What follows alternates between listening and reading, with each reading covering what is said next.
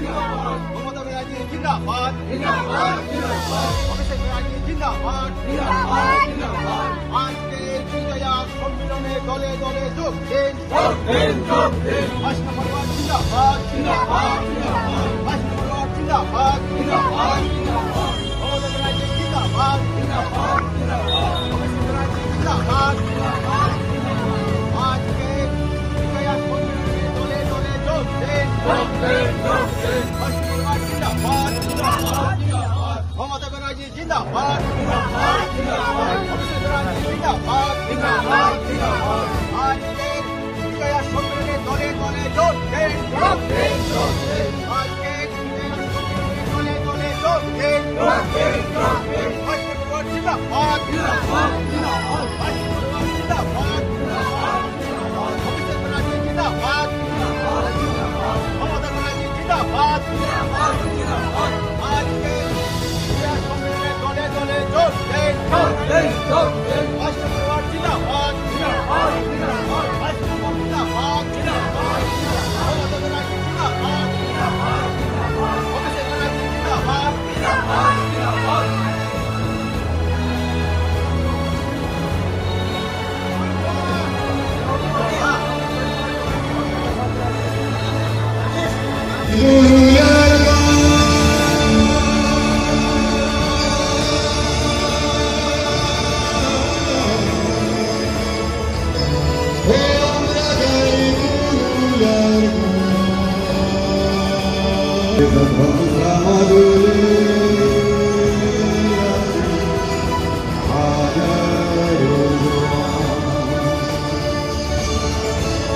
জয় গুরু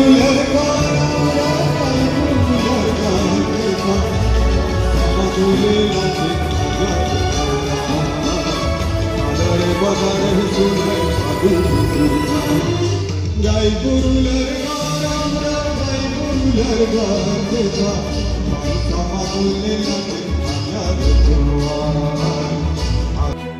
বাজারে সুজয়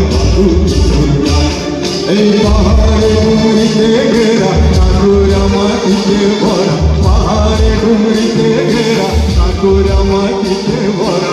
মাথায় নদীর বাঁকা বাঁকা থাকে সোনার ধান, আধারে বাধারে সুজয়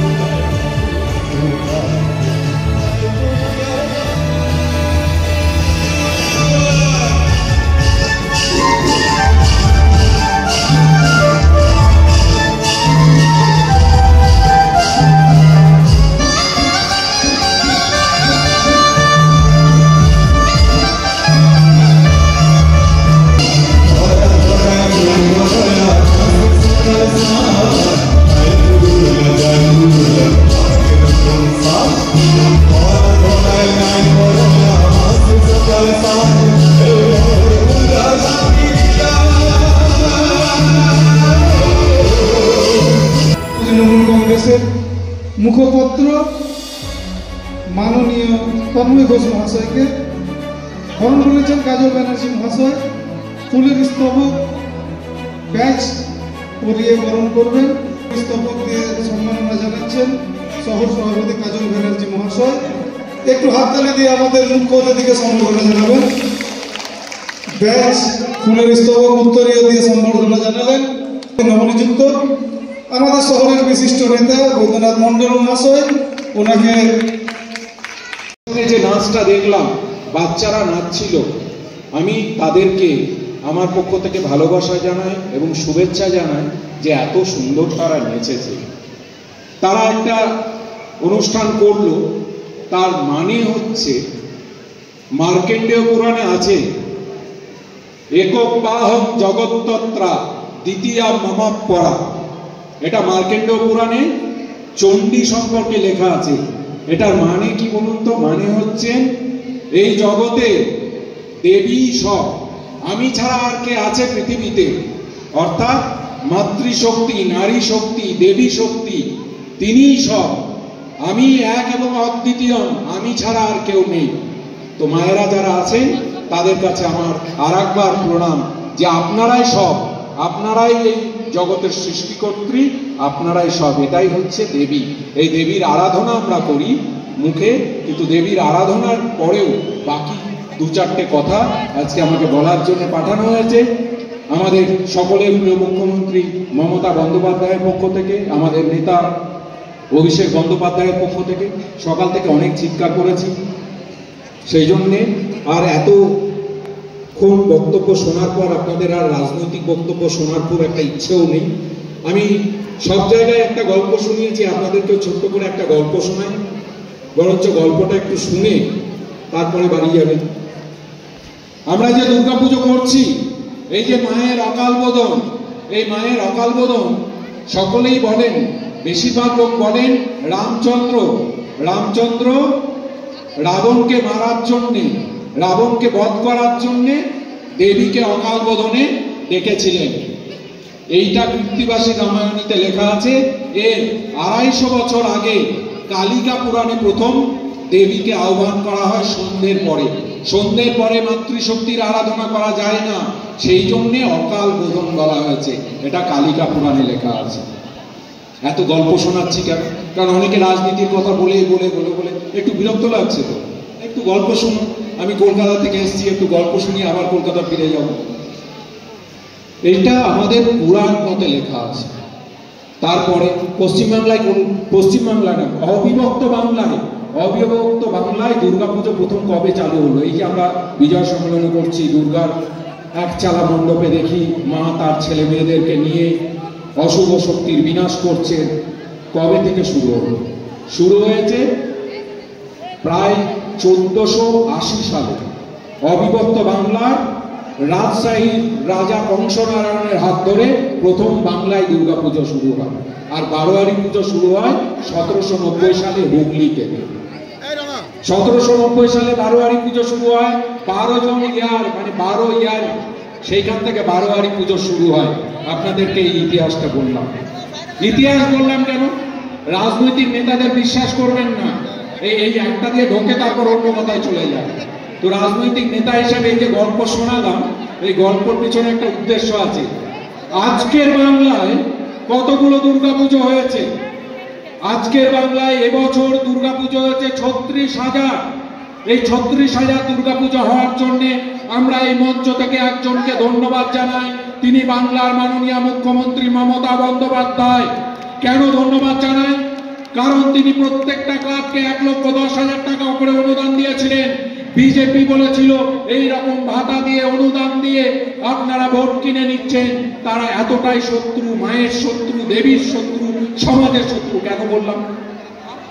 কারণ এই বিজেপি, এদের মুখে এক কথা মনে এক কথা। এই লোককে বিশ্বাস করবেন না। যাদের মুখে আর মনের মধ্যে মিল নেই তাদের বিশ্বাস করবেন না। বিজেপি এখানে বলছে অনুদান দেওয়া যাবে না। দিল্লিতে কাদের সরকার? দিল্লিতে বিজেপির সরকার। সেইখানে তারা অনুদান দিয়েছে, কিন্তু শর্ত দিয়েছে যে মায়ের নিচে একজনের ছবি লাগাতে হবে। তার যার ছবি কোভিডের ভ্যাকসিনেও থাকে, মানুষের ডেথ সার্টিফিকেটেও থাকে। কে? আমাদের মাননীয় প্রধানমন্ত্রী নরেন্দ্র মোদী।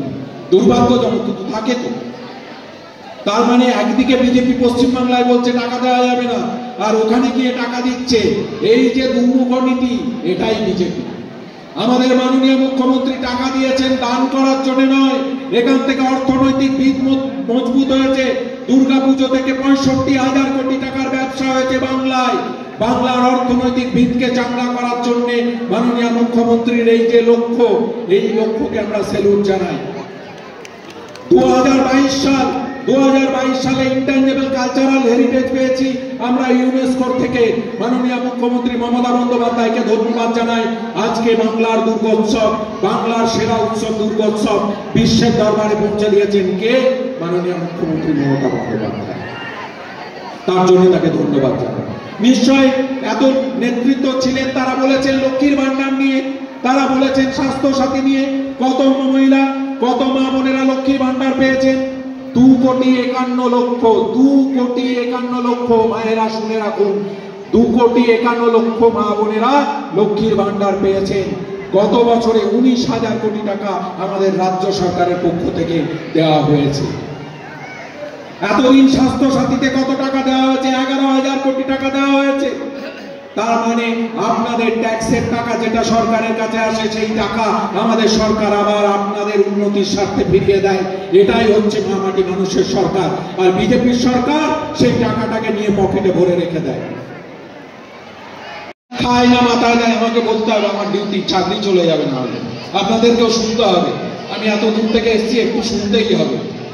এসআইআর হচ্ছে ভোট, ভোট, ভোট। আচ্ছা, আপনাদের যাকে ইচ্ছে তাকে ভোট দেবে। মানুষের আশীর্বাদ শেষ কথা বলে গণতন্ত্রে। গণতন্ত্রে এই মঞ্চে যারা বসে আছে তাদের ক্ষমতা নেই, ক্ষমতা আপনাদের হাতে। কারণ আপনারাই ঠিক করেন কে মঞ্চে থাকবে। পছন্দ না হলে কান ধরে নামিয়ে দেন। সেই জন্য ক্ষমতাটা আপনাদের হাতে, আমাদের হাতে নাই। এটাই হচ্ছে মানুষের ক্ষমতা, এইটাই হচ্ছে গণতন্ত্র। এই গণতন্ত্রকে আমরা সম্মান জানাই। এই পুরুলিয়া বিধানসভা আমরা 2021-এ জিততে পারিনি, 2024-এর লোকসভায় জিততে পারিনি। তারপরেও আমাদের নেতৃত্ব 365 দিন আপনাদের সঙ্গে থেকেছে। এটাই মমতা বন্দ্যোপাধ্যায়ের রাজনীতি, এটাই তৃণমূল কংগ্রেসের রাজনীতি। আমরা ভোট থেকে রাজনীতি করি না, ভোটের লড়াই হবে, কিন্তু মানুষের স্বার্থে, মানুষের পাশে দাঁড়ানোর রাজনীতি করি। সেই জন্যই মমতা বন্দ্যোপাধ্যায়ের সঙ্গে বিজেপির লড়াই, তৃণমূল কংগ্রেসের সঙ্গে বিজেপির লড়াই। বিজেপি কি চাইছে? বিজেপি বাংলার মাটি দখল করতে পারবে না। বিজেপি বুঝে গেছে বাংলার মাটি দখল করা সম্ভব নয়। আমি এই মঞ্চ থেকে আপনাদেরকে বলে যাচ্ছি, লিখে নিন কাগজে, আবার চতুর্থবারের জন্য মুখ্যমন্ত্রী হতে চলেছেন আপনাদের আশীর্বাদে বাংলার জননেত্রী মমতা বন্দ্যোপাধ্যায়। এবং আরো লিখে নিন, বিজেপি পশ্চিম বাংলা থেকে 50টার কম আসন পাবে। আমরা লোকসভায় বলেছিলাম 15টা আসনের কম পাবে, 12টা আসন পেয়েছে। আবার এখানে দাঁড়িয়ে বলছি, তার মধ্যে পুরুলিয়া লোকসভাটা আমাদের পাওয়ার কথা ছিল একটুর জন্য। আপনারা আশীর্বাদ করেছেন, তার জন্য আমি হাত জোর করে আপনাদের কাছে কৃতজ্ঞতা প্রকাশ করছি। কিন্তু তারপরেও একটুর জন্য আমরা হেরে গেছি। আমরা মেনে নিয়েছি মাথা নিচু করে, কিন্তু লিখে নিন আপনারা 50-এর নিচে আসন পাবে। বিজেপি জিততে পারবে না এটা ভেবে তারা কি করছে? তারা ভাবছে ভোট চুরি করতে হবে। আপনাদের যে ভোট দেওয়ার অধিকার, আপনারা যাকে ইচ্ছে ভোট দিন, আপনারা তৃণমূলকে দিন, বিজেপিকে দিন, কংগ্রেসকে দিন, সিপিআইএমকে দিন, কিন্তু ভোটটা তো আপনার। ভোটটা দেওয়ার অধিকার আপনার। সেই অধিকারটা যদি কেড়ে নেয় তাহলে কি হবে? তাহলে গণতন্ত্র থাকবে না। বিজেপি সেই কাজটা করার চেষ্টা করছে। বিজেপি বলছে আপনার বাবা মায়ের জন্মের সার্টিফিকেট দেখাতে হবে। আরে আমাদের বাবা মার জন্মের সার্টিফিকেট কোত্থেকে আসবে? সেই সময় বেশিরভাগ মানুষ বাড়িতে জন্মগ্রহণ করেছেন, তারা হাসপাতালে জন্মগ্রহণ করেনি। তাদের জন্মের সার্টিফিকেট কোত্থেকে আসবে? উত্তরবঙ্গে বন্যা হয়েছে, সমস্ত কাগজ ভেসে গেছে, জন্মের সার্টিফিকেট কোত্থেকে আসবে? পুরুলিয়ায় বন্যা হয়েছে, কাগজ ভেসে গেছে, জন্মের সার্টিফিকেট কোত্থেকে আসবে? তারা বলছে কি চাই? পাসপোর্ট দেখাও। তারা গরিব মানুষের কথা ভাবে না। আপনারা শুনেছেন পাসপোর্টের নাম? তারা আধার কার্ড নেবে না বলেছিল, সুপ্রিম কোর্ট থাপ্পড় মেরেছে। আধার কার্ড কেন নেবে না? জন্মের সময় থেকে মৃত্যুর সময় অবধি ব্যাংক থেকে সব জায়গায় তারা আধার কার্ড করতে বলেছে। আমরা বলিনি, কেন্দ্রের বিজেপি সরকার বলেছে। 142 কোটি মানুষের মধ্যে 134 কোটি মানুষের হাতে আজকে আধার কার্ড আছে, অথচ সেই কার্ডকে এখন বলছে এটা প্রমাণ নয়। তো প্রমাণ যদি না হয় তাহলে করিয়েছিলে কেন? প্রমাণ যদি না হয়, ইলেকট্রিসিটি বিল থেকে, ব্যাংকের অ্যাকাউন্ট থেকে, জন্মের সার্টিফিকেট থেকে, মৃত্যুর সময় শ্মশানে গেলে সব জায়গায় আধার কার্ড কেন দেখাতে হচ্ছে, তাহলে সেইটা তোমরা কাগজ হিসেবে দেখতে চাইছো না কেন?